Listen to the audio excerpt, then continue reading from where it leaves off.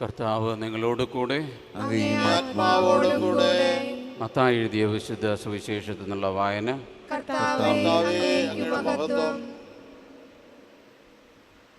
അക്കാലത്ത് യേശു തൻ്റെ ശിഷ്യന്മാരോട് അരുളി ചെയ്തു, വ്യഭിചാരം ചെയ്യരുത് എന്ന് കൽപ്പിച്ചിട്ടുള്ളത് നിങ്ങൾ കേട്ടിട്ടുണ്ടല്ലോ.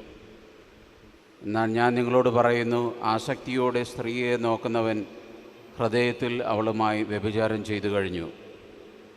വലത് കണ്ണ് നിനക്ക് പാപഹേതുവാകുന്നുവെങ്കിൽ അത് ചൂഴ്ന്നെടുത്ത് എറിഞ്ഞു കളയുക.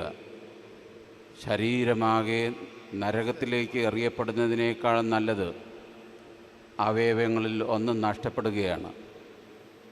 വലതുകരം നിനക്ക് പാപഹേതുവാകുന്നുവെങ്കിൽ അത് വെട്ടി ദൂരെ എറിയുക. ശരീരമാകെ നരകത്തിൽ പതിക്കുന്നതിനേക്കാൾ നല്ലത് അവയവങ്ങളിൽ ഒന്ന് നഷ്ടപ്പെടുന്നതാണ്. ഭാര്യ ഉപേക്ഷിക്കുന്നവൻ അവൾക്ക് ഉപേക്ഷപത്രം കൊടുക്കണം എന്ന് കൽപ്പിച്ചിട്ടുണ്ടല്ലോ.